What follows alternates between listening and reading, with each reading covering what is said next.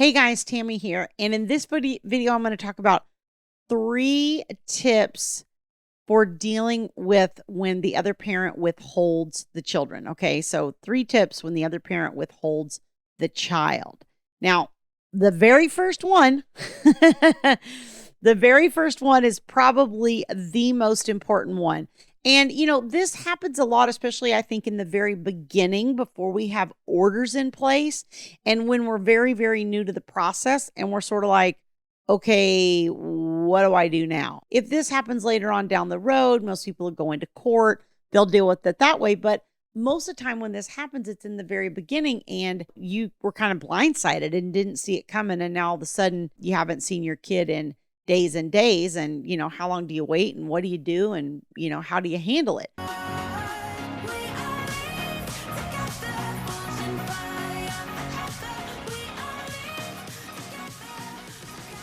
I'm going to give you 3 tips that are going to help you out with that. But before I do, let me just remind you, if you like my content, don't forget to hit like on this video. Also subscribe to the channel so that you get notified as new videos are released. I've been on my soapbox lately telling you 70% of you that are watching this video are not subscribed. So please subscribe. It helps me so that I can help you more. Please make sure you click that like button. The very first thing that you're going to do if the other parent is withholding the child is just please don't panic. Okay, I think that that's the easiest thing to do in that instance is get emotional. And I think the vast majority of people do. And especially when we're talking about little children, because when we're talking about little children, they can't communicate. They don't understand why they haven't seen you in, X number of days or whatever it is. And so we really, I think, get even more stressed out the younger that they are. Not that it's pleasant even when they're older, but I just think it's more of a concern when you're talking about a really young one.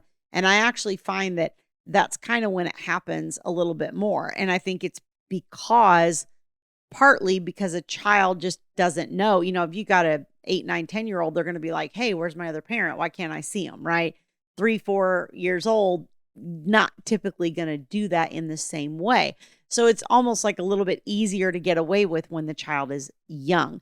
But what happens is if you panic or you get reactive in that way and you get emotional, usually what will happen is you will make mistakes that will then lead the court to view you as problematic as the other person. Okay, so we don't want to put the child in the position where they're a pawn and where we're both just, grabbing them from the other one and we're going back and forth and we're just shifting the child all over and we're playing this game, of who can get to the child the fastest. We definitely don't want to do that. Okay, that's going to show that you're engaging on the same level that the other person is. And, one of us has to be the bigger person. So in the short term, can that be kind of difficult? Yeah. Unpleasant? Yeah. Emotionally stressful? Yes, it can. But we always have to keep our mindset into the long term of how this is going to look in front of the court and what outcome we're ultimately looking for, right? That's where you have to keep your focus, not in that immediate crisis that you're in at the very moment, okay? Now, I will say that time is a little bit of the essence, okay? So if you have no communication with the child and the other parent is withholding them, and let's say weeks go by, right? 2 weeks, you haven't heard from the other parent, that you have no idea when they're bringing them back. They're not giving you any inclination that they intend to give them back. They're blocking you. They're doing all kinds of things that just show, hey, I'm putting up this wall and I'm not, you're not seeing them. You don't want to let that go on for a long time, because what happens is that can create an unfavorable, what we refer to as the status quo. So the court tends to be kind of hesitant to disrupt whatever the current status quo is, because the child's kind of gotten used to it. And so you don't want to let that go on so long that you've kind of established this situation where, the child's gotten used to not seeing you. I mean, the court's always going to want the child to see both parents, but If they've been primarily with one parent, they haven't seen you in 6, 7, 8 months, you let this go on, it does get more challenging. You have to start at usually a lower amount of parenting time, and you have to kind of build back up from there. So it tends to take longer to build your parenting time back up. And I think, especially, I find that men are a little bit more guilty of this than women, which is where they'll go, well, I'm going to wait a little while, right? I'm going to give everybody time to calm down. The kids are upset. The wife's upset. Everybody will feel better about it in a couple months when things have died down. I'm here to tell you, no, they won't. This will become the normal for them. Okay. So you need to really be assertive, not nasty or anything, but you need to be insistent on having your time with your children right from the very beginning and making sure that other parent isn't withholding in that way. If they are, then you need to go into court and get help and get a court order. Don't let months pass by of you not seeing your child or your children, because again, that's going to create an unfavorable situation for you. So you need to take some kind of action to start having some parenting time. Even having like supervised time or something of that nature is better than not seeing them at all. It can be, a little bit more challenging with teenagers because they have a little bit more autonomy. They have a little bit more say.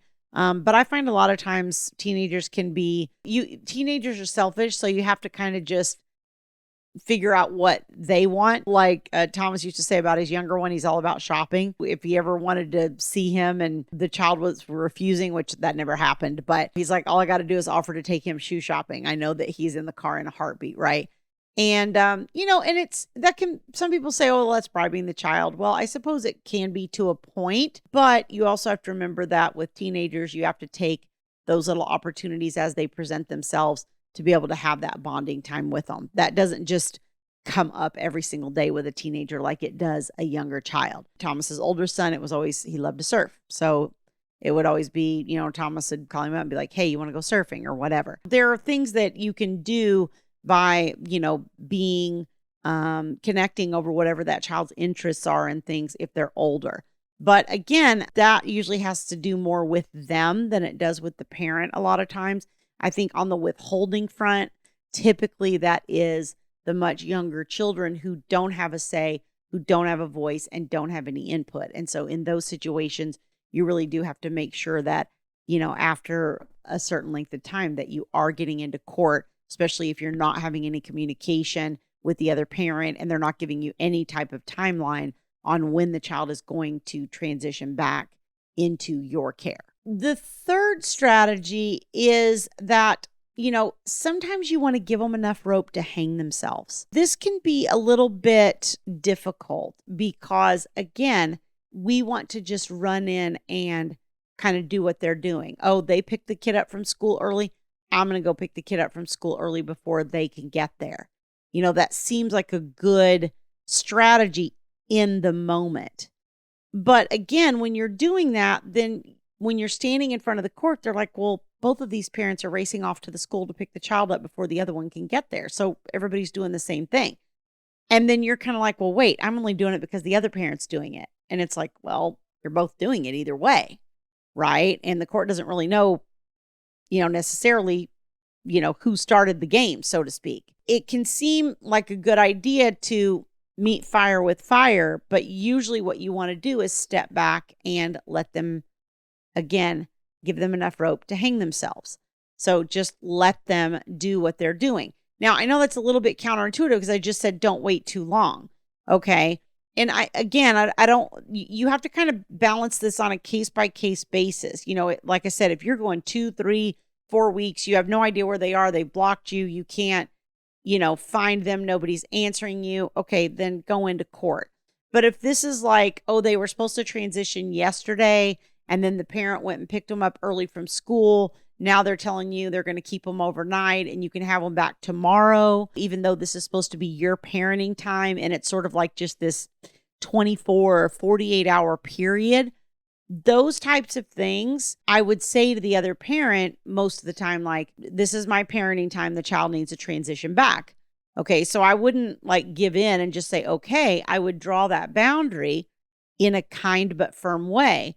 But then if that other parent does not comply and does not bring the child back, then you have to just, again, document that, and I talk about that in other videos. I talk about documentation a lot, so I'm not going to dig super deep in it here, but you want to document that and keep track, because if they do that over and over and you can show a pattern of behavior of them withholding the child, then that's probably going to help you when it comes time for the court to decide the parenting time, because it shows that parent doesn't support your parenting. Those are the 3 tips you want to, let's go over them again.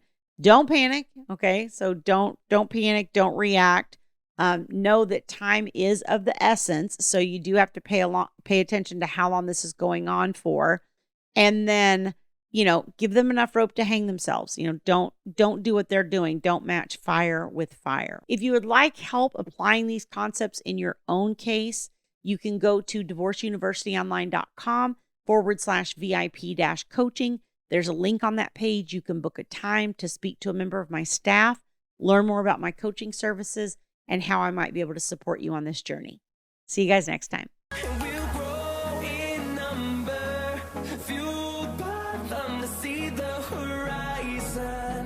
Turn us to thousands.